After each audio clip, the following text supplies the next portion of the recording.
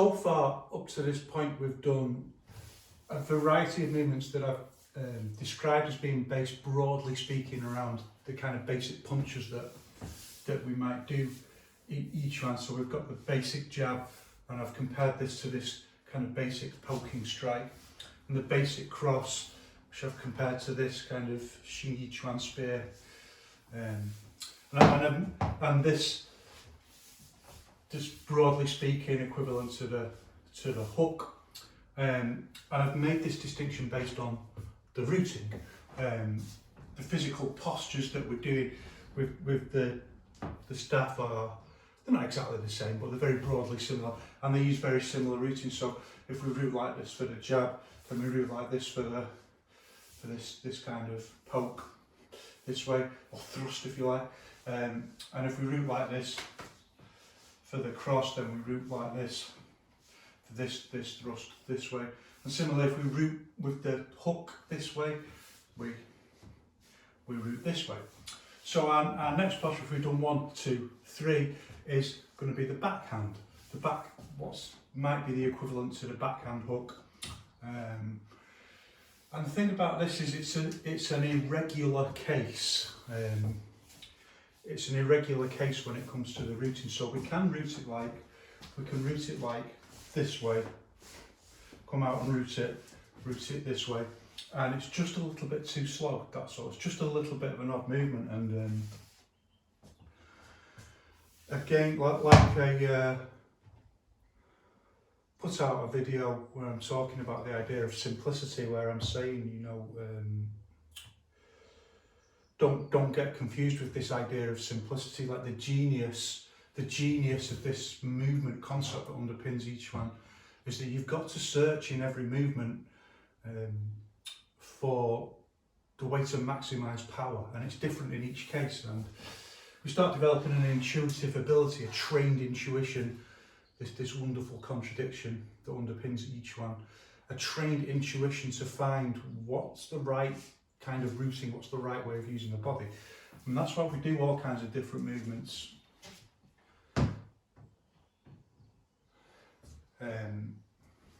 You know, if we're doing like 1, 2, 3, or 1, and we're searching for, well, what's the best way to use the body?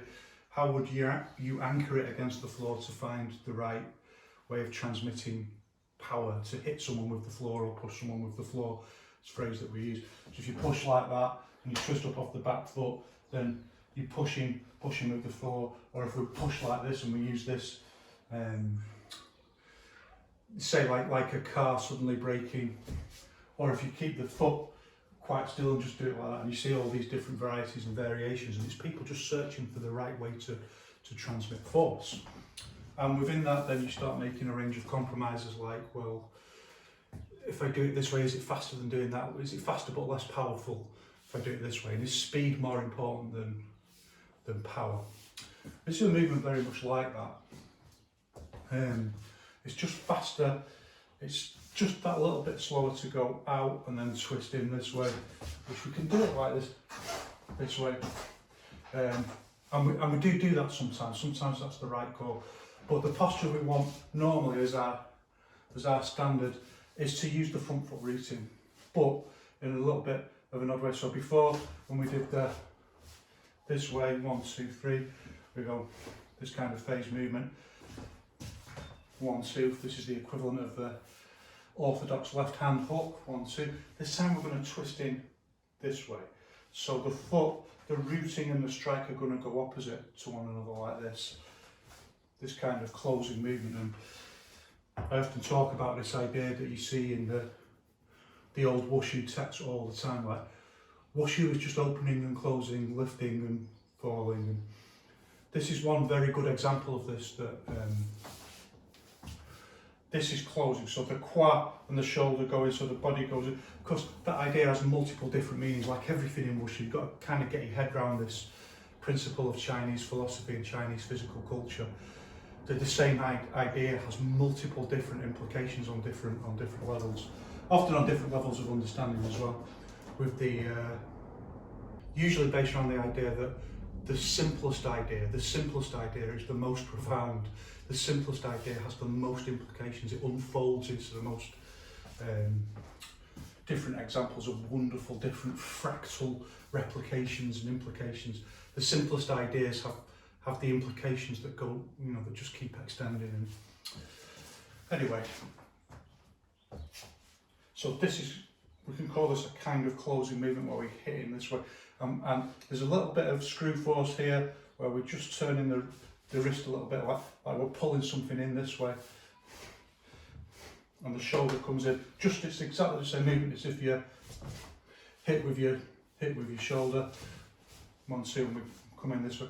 It's just like a little, it can be a strike, but it's really useful for if there's something there, if there's something in the way. And remember that in the way we approach our weapons training, the idea is it's just self-defense. Like you just find a long thing and you pick it up and you use it for self-defense.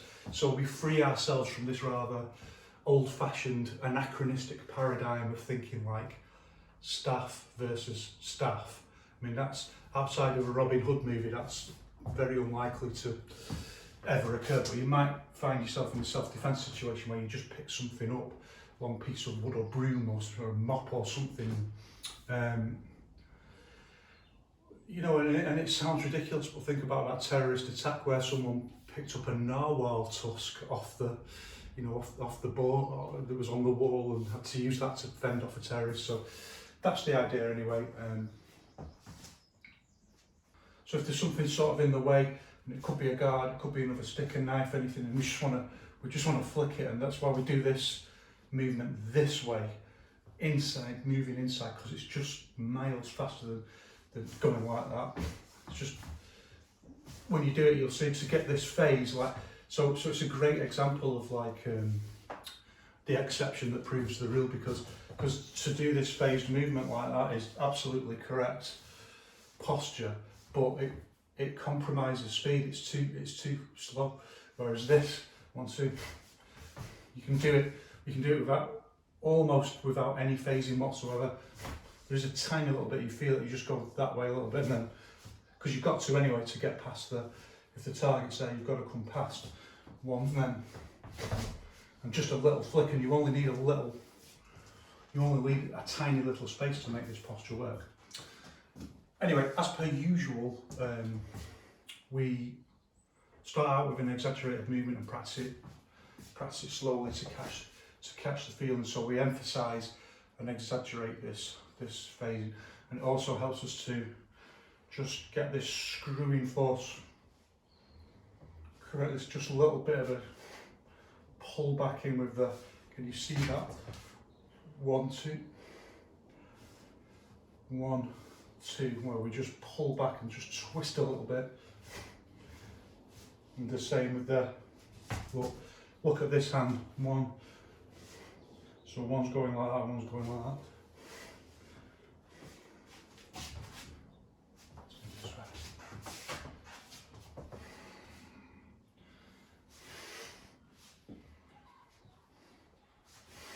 So we're not going much past the centre line, our key, Yiquan theory, don't go past the centre line. When you do it fast, it goes a little bit past, but the idea is to stop at the centre line, and then there's a little bit of braking speed after that, a little bit of braking distance.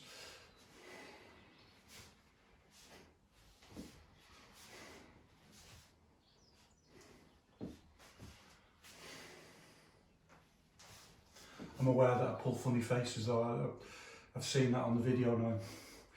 I've got a gurning face, I know that. I try not to do it.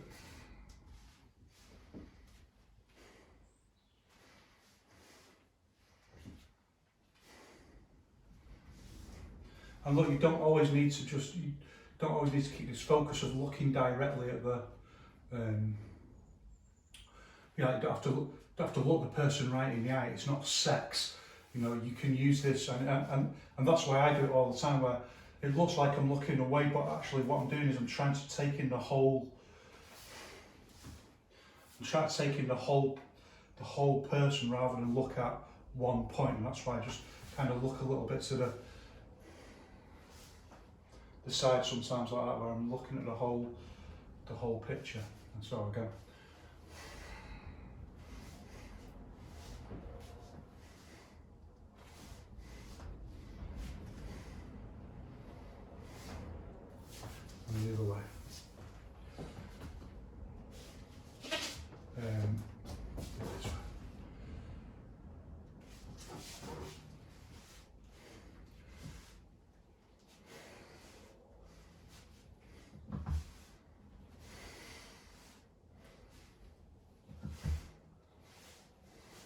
So there's more phasing when you do it slowly than when you would do it when you do it faster.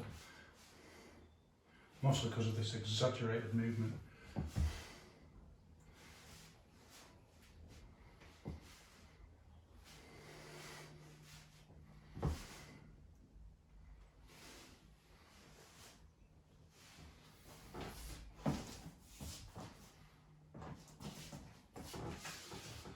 Then we want to start combining with some of our other movements. So we'll start with 1 and then 2. And when we do this first, we do 1 back, 2 this way. We very often don't do that when we do it. When we do it fast, we use staged routing, like quarter routing, 1, 2. See the foot, 1 stays up and then 2. But for this exercise, we do it all the way back. Do it this way, straightening.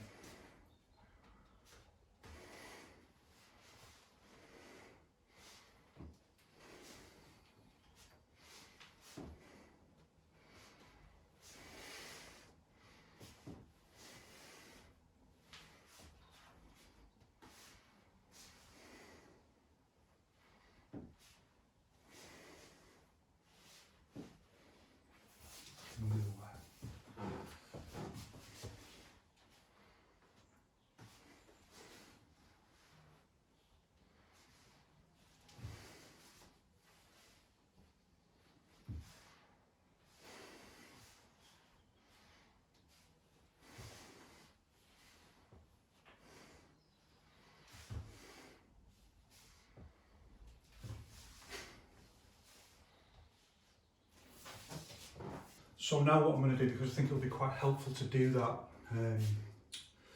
which is the whole point of these videos, to be helpful to others. And that is what we're doing, by the way, that's what I'm doing. Trying to be of service to others and share some ideas that hopefully will be of use to others. So what we're going to do is, like, 1, I'm going to use this quarter routing. See the foot, 1, and then stays up and then goes into the... It would normally be like this if you look at my foot.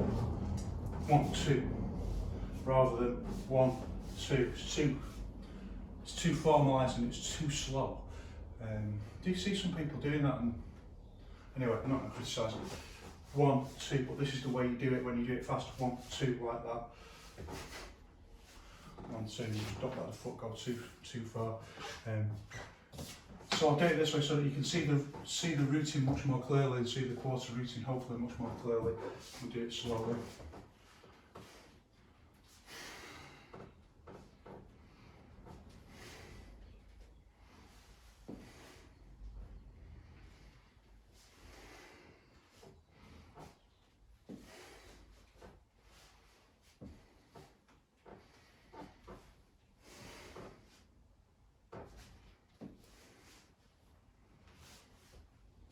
Not only do I pull a lot of faces, I'm very breathy, I know.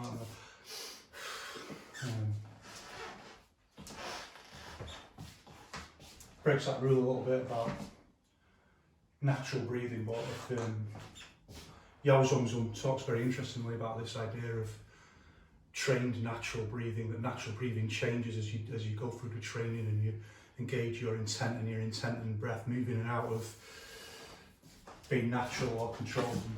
Quite interesting. As long as I'm making it work, that's all that matters. And I am making it work.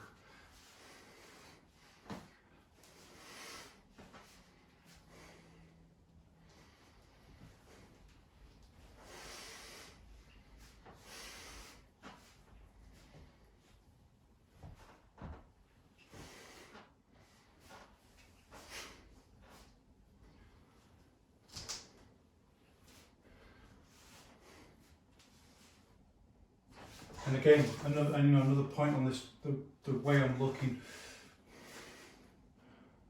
like I'm looking out the side of my eye, I'm looking at the whole, and the phrase is like looking at a mountain in the distance, so not looking at someone directly in the eye, but also it's too much of a head turn to do that. And when you start releasing force and using this kind of explosive force, you can really hurt yourself doing it. Forever pulling muscles and what have you. That's why it's also I mentioned. It's very important to work on your flexibility and do flexibility training, and it's it's one of the key aspects of wushu. It's always been one of the key aspects that you really work on your flexibility, and as you get older, that's even more important for continuing to help you continue training and progress. But also, like so that you're limber and you don't pull muscles when you train, when you do things like release force. It's so easy. I know lots of people who aren't flexible say that flexibility isn't important, and you also don't see them doing this kind of real explosive use of force. You don't see that. So that's probably why they say flexibility isn't important, because it's not to them, because they don't do that and they can't do that. It's me being very critical again. So our beloved Yiquan, we've got to be open to critique, to progress. Point being, anyway, yeah, I'm in one of those moods today. When you're here, it's too much to turn the head there that way. You want to be a little bit like this, just to keep a little bit more relaxation in this arc area. And I'll talk about another point that we call these intentional arcs, where our intent is linked into particular configurations of joints, not just the whole body, but specific configurations of joints. And you can really feel this intentional arc down here, and that this is right to be looking that way a little bit, because you can't turn you can, but it's just so awkward to do that, so we keep it this way.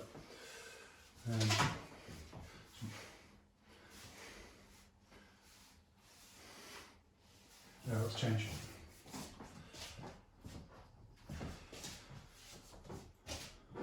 So this time I'm going to do down this way, and then I'm going to do in this way.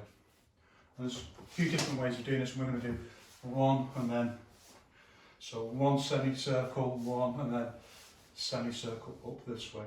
You can come up a little bit flatter and do it that way, but you don't really gain any from doing that. But here you gain speed and power from doing a semicircle. Do it this way, side on first.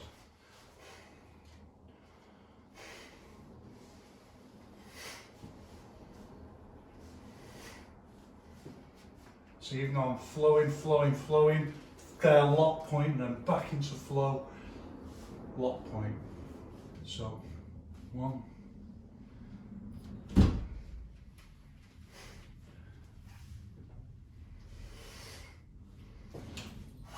So see, look, I'm flowing, flow, lock point, and then continue to flow. Lock point. And this is relaxed. Split second moment of lock. Lock. The lock point is the point where when we make contact with a bag or a person, we call that the hit point, and then we can check that the structural integrity is transmitting kinetic force, real actual force, not the force, real force into the target. But to do that, we need this lock point where everything just forms into a structure momentarily, and that's all each one is. It's that simple idea with infinite implications: flow, then structure, and then through that structure we transmit force through fast explosive movement. Other way, I'll do it straight into the camera this way.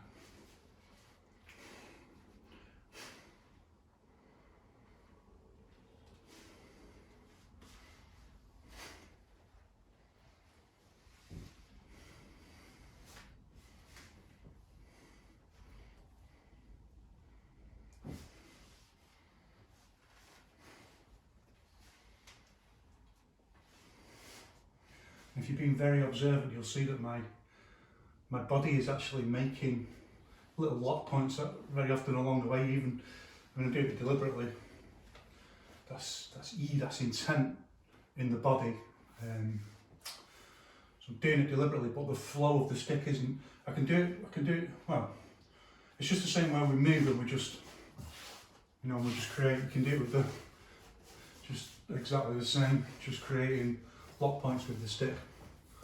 But for this exercise, I'm trying to keep this flow going and only have 2 lock points, but my body can, like there, just stop and stick a little bit.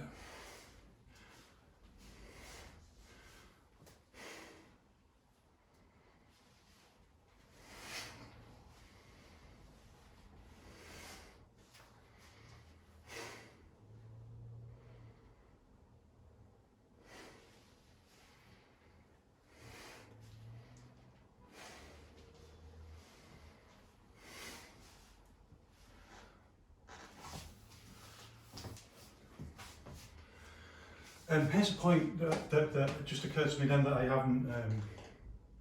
haven't really talked about. So I mentioned that I've got a video coming out. It's not out yet, but I'm talking about the idea of intentional arcs, which is a really key idea that we use particularly in our training. And the idea is that, like for example, when you're doing standing, you develop a higher level of the sense of the interconnectedness of this arc across here this way.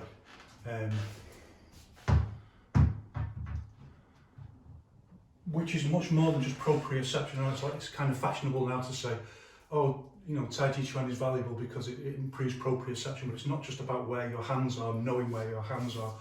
It's about intention being interlinked with your whole body, so that body and mind, the division between body and mind becomes kind of erased. But that's not done, that's done on different stages and different interconnected holistic levels, and one of which is this use of intentional arcs.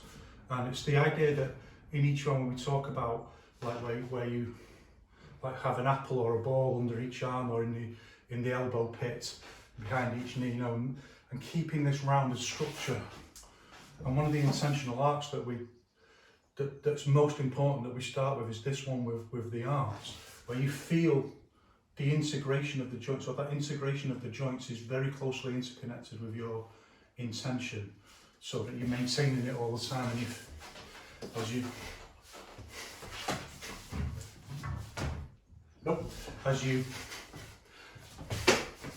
as you're using different punches, you're maintaining this. And even if you narrow the movement and you start using closer range, you start bringing in these more Xing Yiquan type movements, or any kind of movement whatsoever. Even if you want to change and go very narrow this way, a little bit of a snake, you still maintain this concept, the feeling. So there isn't a word to describe it. It's like body consciousness of this intentional arc. And as your level gets higher and higher, there's all different kinds of intentional arcs in the body. So this one this way is an intentional arc as well. So you feel this integration of the joints, and you feel this integration, and these interconnect together. And this intentional arc here, made by the legs and also made by the back of the legs, and then the back and so on, and then the sides of the neck. And this is what it means. This is far more than just proprioception. This is like it's body consciousness, that the intention, the E becomes integrated with the body step by step through these intentional arcs. And that's one of the things that we do when we're playing with this movement and then shifting our focus and intention. Sometimes we're focusing on this, sometimes we're focusing on this, so you can feel the way the quad and the joints of the leg are moving and integrating with, you know, these little Elvis movements, and then this intentional arc and so on, and then bringing all of those together into the mind working as an increasingly sophisticated, bit like a computer program that's controlling all of these different elements, all of these different intentional arcs into an integrated whole. That's a much more sophisticated and advanced level of movement. But one of the really important ones here is this one, when we use the stick, this one, and also this one. And again, it's the same, it's like getting air to your armpit, so feeling like there's a ball or something like that under your armpit, and a ball here in your elbow pit. And so there's a video that someone put out saying, well, you know, why do Yiquan people keep their elbows stuck out like that. Not all Yiquan people do. And there's some good points made in that video about you want to use an active guard, so it's easier if your guard is round like that. You know, you can take and attack someone else's guard. But something else that was said in the video is that it's more about you want to generate power this way, and actually that doesn't make any difference whatsoever, is the reality. If the elbows are stuck out and you hit this way, or you hit straight through this way, you can change from direct line to this unity of square and circle, more rounded punch. Doesn't make any difference so long as you maintain this principle of the intentional arc. And so one of the real reasons for doing that is it maintains this springy structure. It's a springy, you know, rather than being stuck in like that or stuck out straight like that, it's springy. It's, you know, it's a robust, springy structure. It's flexible, you can move it, but also it's defensive. It can take some incoming force and react and so on. So you maintain this rounded, springy structure, and even from, you know, release force from your forearm, because you're maintaining this springy structure, and if something comes in, it's not brittle. So, you know, Wang Shangjai talks about this idea of square force being brittle, which is like, you know, if you're just out like that and you get hit the wrong way, it can just ping the stick, or it can really damage your arm. But and circular force being too soft, somewhere between square and circular, unity of square and circular, is what Wang Shangjai calls unity of triangles. So this kind of thing, for example, unity of triangle, or triangle between wrist, hip and shoulder. There's all different triangles in the body as well. No, there's a lot. It's like a geometry lesson today. But you get the idea. This is springy and it's adaptive, and this is springy and it's adaptive. Just like, you know, you get booted in the leg, you can take it because it's springy. It's not just straight like that. It's not just going to buckle. So, which is a very long-winded way of saying, usually we don't want to keep our guard in like this. Sometimes we're going to strike, and the arm's going to come in a little bit flatter like that, like for this strike. But even so, with this way, we're still maintaining this intentional arc and this sense of getting some air to the armpit. This springy. So your elbow is quite active in there, because it's changing and playing with this intentional arc. And this is what you see when you see, like, or even when holding the stick as a zhuang. You don't see a lot, but it's really useful practice where you want to see this hand up. And just start playing with the micro movements.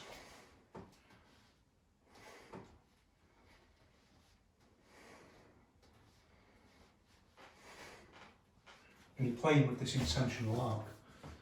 So give that a little bit of thought when you're practicing these postures. So next, I'm still working on our slow movements.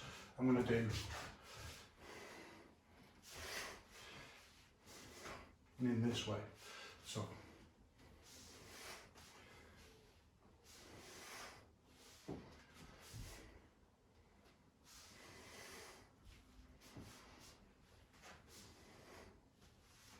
now using quarter routing.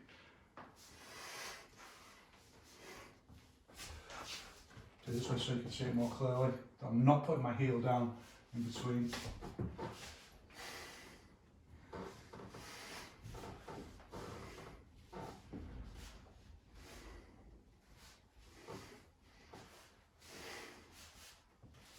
The other way.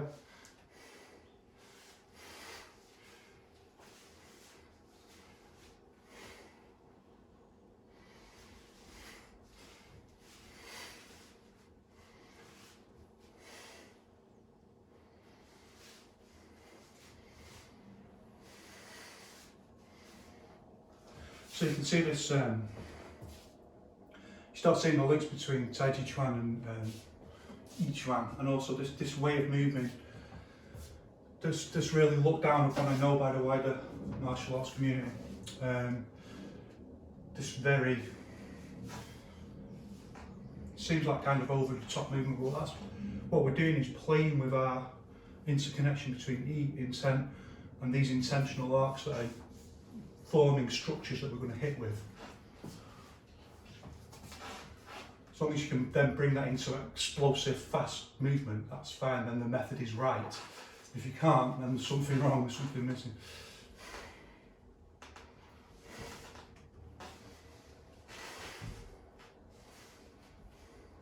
So look at my arms, look at these intentional arcs.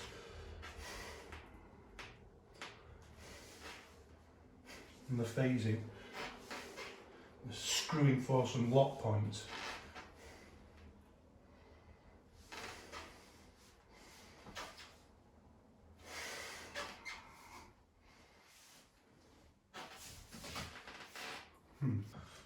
What you're seeing there is the method. You're seeing the whole method, really, like just the from holding it in stillness.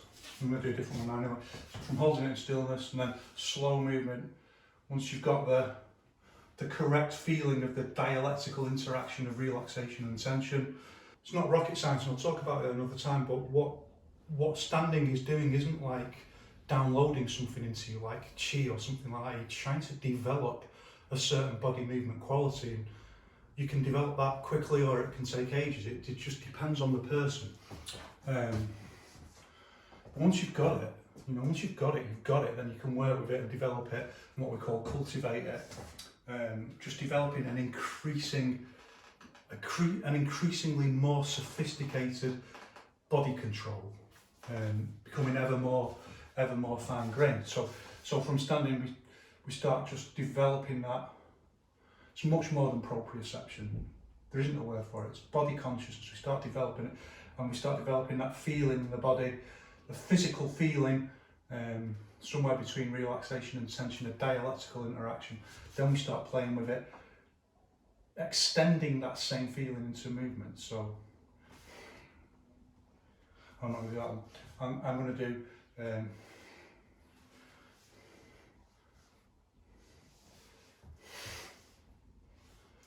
I'll do it this way, and then watch what I'm doing, shifting from the back leg routing to the front leg routing.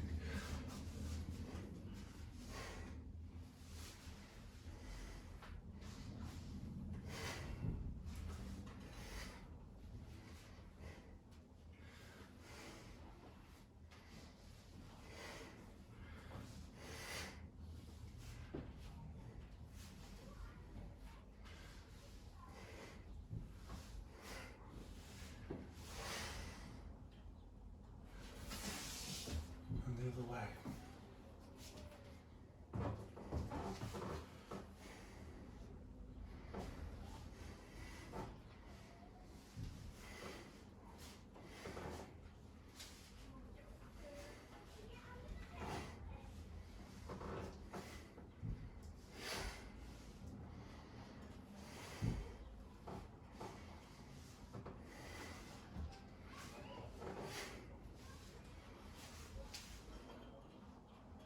So then we need to move to our explosive movements, our fast movements, and the training for application. And don't be confused by that. When Weng Shenjai talks about martial arts being one-sided, those aren't the two sides, like slow movement and stillness and then explosive force. They're all one side. They're quintessence movement skills drawn from Chinese physical culture. Those are our body movement concepts. The other side of it is fight, more specific fight training applications. So thinking about and not just sparring and things like that. We don't do weapon sparring as such. Obviously, you see on the video we do loads of sparring, but weapon sparring drills in too many bad habits, I have to say. Particularly when it's just focused on self-defense. But drills, hitting objects, hitting targets, getting a branch and hitting it, practicing for actual fight usage. That's the other side, and that's when you have a fully rounded martial art. all your basic training skills, and then all movement quality skills, particularly Chinese wushu, what Wang Shen Jai means. Movement quality skills is one side, and then all that practical fight training based on the most up-to-date and consciously engaged thought about what do we need for self-defense, and those things don't come naturally. Like, you've got to think about, well, what's best for self-defense? Is it to take the foot out, and is it to go for the face? Is it to if we go for the poke, there's more chance of missing, but if we go like that, it's slower and so on, easier to dodge. That's the other side of it, the whole fight training, the whole fight application side of it. So first we're going to do this quick movement first. And you'll see when you do this why we do it this way rather than this way for the most part. Taking out whatever's in the way, whether it be a guard, another stick, a hand, whatever. One, and then straight in for the moving in a little bit for the poke. And straight back to the guard. You can see when I do that, I have to keep my head pointing this way. It's going with I don't want to go like that, and that's why you have to turn that way with it. Do a couple this way, and this way.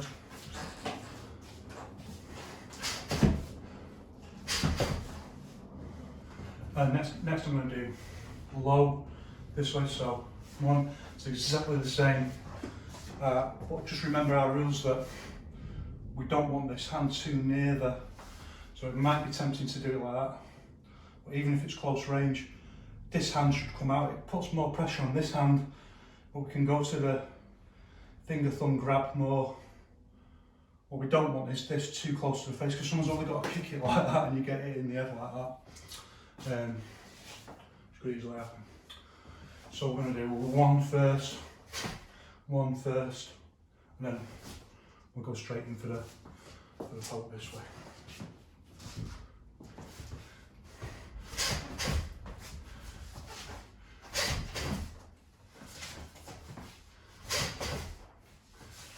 And remember our different ways of hitting. Like, we can very often do it much faster, like this way, but we've got to give enough time we've got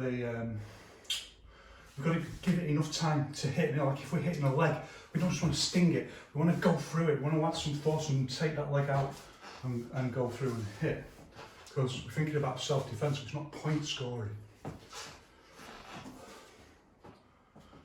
So we sacrifice a little bit around speed for more power and more structure in the posture. We just hold it in a little bit like that. You can experiment with that with your punches and kicks on the back as well, and on the pads. Change the other way. So again, one, and then two. One, two. One of the more difficult things here is just getting from that one and then adding that screwing force on. It's just a tiny little bit screwing force on that posture. You feel that when you come to do it.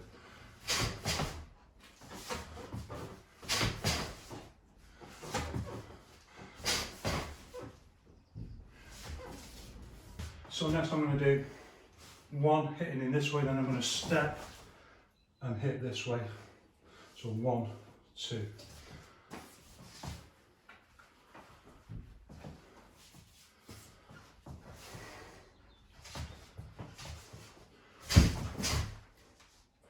Remember, this then becomes your guard posture, and that's why you've got to practice all your basic postures like this from this guard posture, because there isn't enough time then in the we assume there won't be enough time to get back into your guard posture, and if you do, like, you can transition quickly back into your more orthodox guard, but you might not have that time. So in that moment where you're doing that, that's when you could get pushed or hit or pulled over. So we need to be able to transition into this. This is a very Shaolin kind of posture.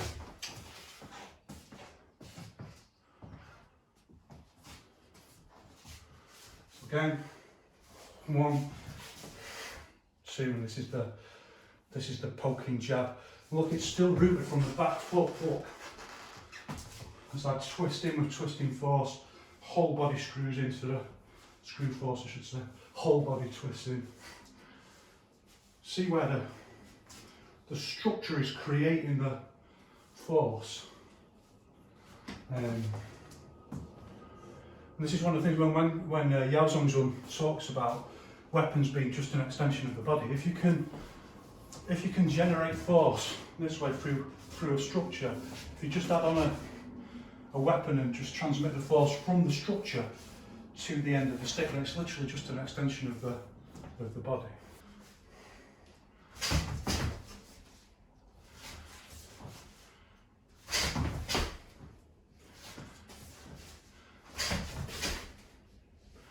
Remember our three different high, mid and low.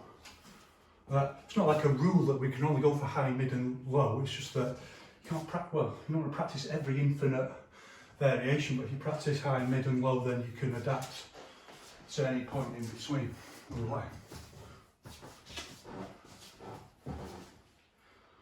So again, one step and then screwing force into the strike.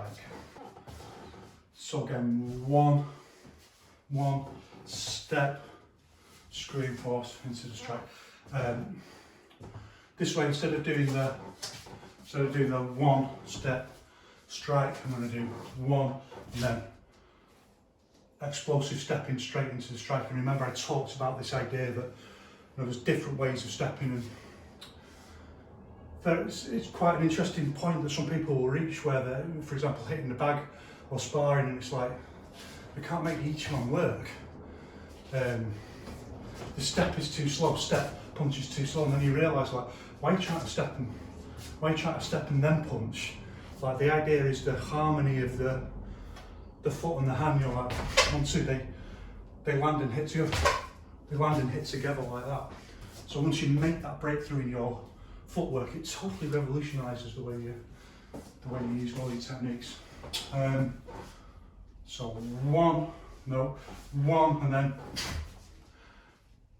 dynamic explosive stepping, and the hip and the foot land together, just like in the harmonies of Xing Yiquan. Foot and fist land together, or foot and hip point land together.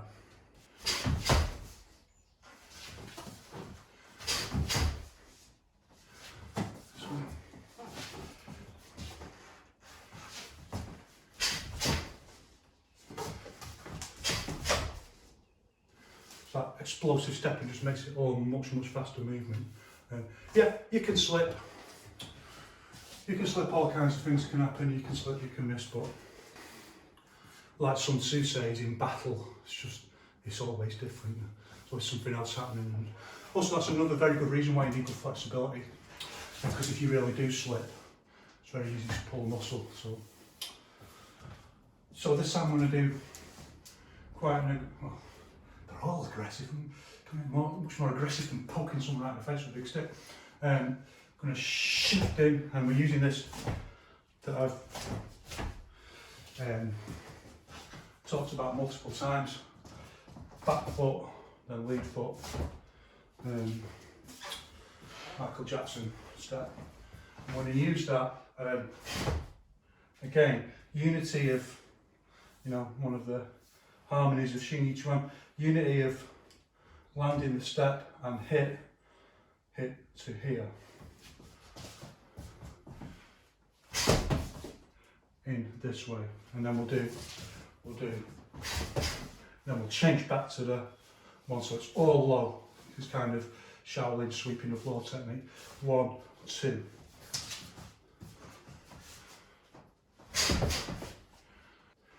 This has a intermediate level routing that you need to be aware of, because we're using quarter routing with a step, and it's just a little bit of an unusual movement where we 1 and then 2 here. So the foot is already up for this strike, then 1, 2. It's got to do that again to get the power in the movement. These are the sophisticated elements of how each one really works, and this is what you're really trying to develop. This is what you're really working on with with your training.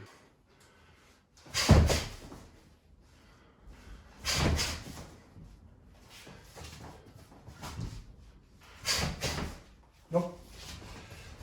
He moved it, he did something different.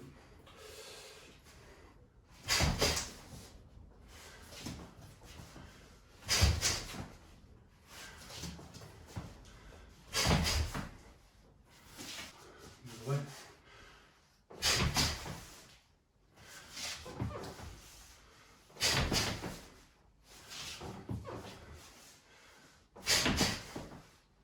But what I want to do now is one and then this way, so you can see easier. One hitting this way and then change into this back step this way, and look at this routine. This. So 1, 2, this way. And the foot just steps out into this.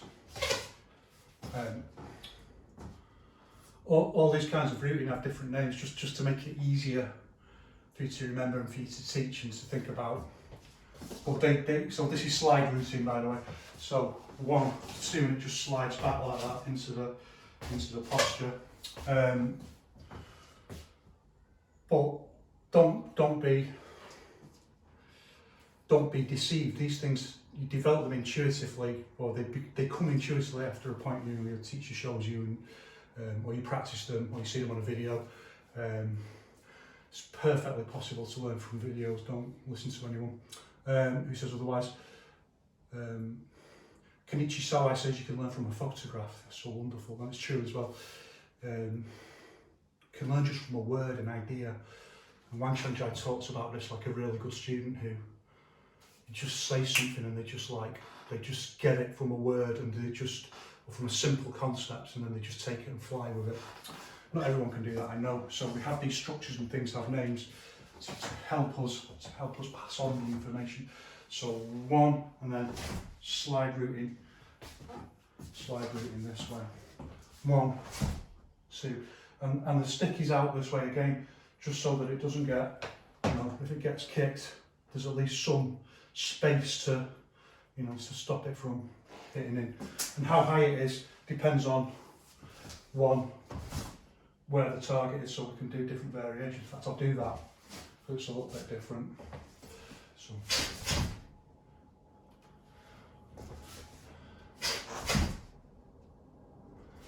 And look at the slide routing. 1, 2. It's explosive, and my legs are virtually flat here, and the body's leaning back a little bit like this. A little bit showy.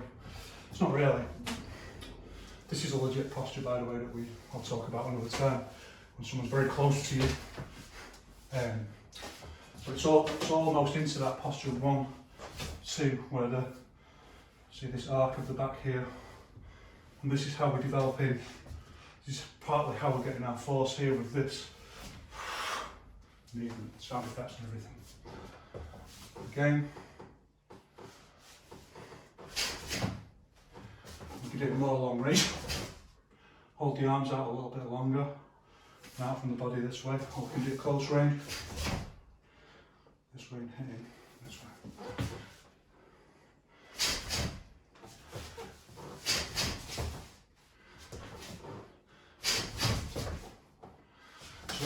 It's an odd to be in this posture. It's not the same as being in this much stronger side guard. So we need to be back straight into our guard position from it and practice that. So the way, and this isn't just about being for left-handers or right-handers. We want to be ambidextrous with everything. The only thing we don't do ambidextrous is sword, but we'll talk about that another time. 1 this way, and then 2, then back down this way. 1, 2 with this slide routing. It's a little bit like kickback routing, and then hit and then back into our. So we'll do a couple this way and a couple facing up. So.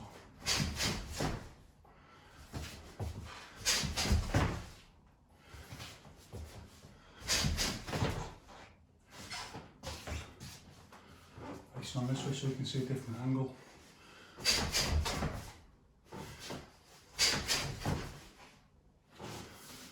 So see the explosivity of moving from structure to structure and then back into the guard.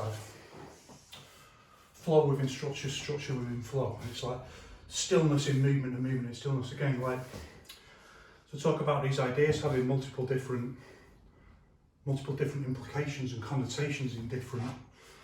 So if you talk about the idea of stillness in movement, finding stillness in movement, that's another example. It's not the only example, but I mean, here's movement, then lock point for a split second. That's stillness in movement, and then back into the guard. That's also stillness in movement. You should always use those. You know, don't search for mystical implications. The mystery is in the simplicity. The way is not far from the people. So when you hear those, well, phrases like the way is not far from the people, it's just our expectations of the way that keep us separated from it. Use that as your absolute guide. Everything we do is based on that single quote from Lao Tzu. Search for the down-to-earth meanings. When you hear, it's kind of gamified, you know, like when the ancient masters are trying to get ideas across about physical concepts. I mean, I'm doing it now. There isn't, like when I'm talking about intentional arcs and body consciousness, we don't have the words for it. We try to find, like, the language doesn't exist for it. And also, because Wushu is physical knowledge, you can't, and particularly in Yiquan, you can't understand it until you can do it. And then, right, it's physical knowledge. Knowledge is just a rumour until the body knows it. So you've got to take those old sayings and quotes and ideas, and you've got to think, how do I interpret this in a way that leads to real, practical, higher level? And once you start doing that and breaking it down and disappointing your expectations of magical powers, what Wang Shengjai calls immortal flying swordsmen,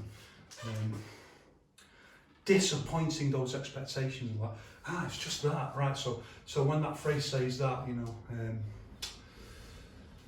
it just means that, like, you know, little landmine. Wang Shengjai talks about little landmines going, you know, and you think, it's just that, it's just like an explosive movement like that. It's not like something, you know, someone's going to explode or something like that. Disappointing your overblown expectations, to find interpretations that are practical, that lead to a higher level, and because all of a sudden it becomes, it's just that.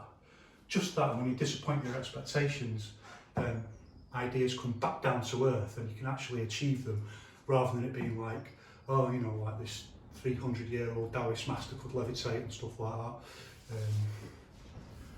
No one can achieve those things because they're not real, and that's when people start faking it, because you may as well just fake.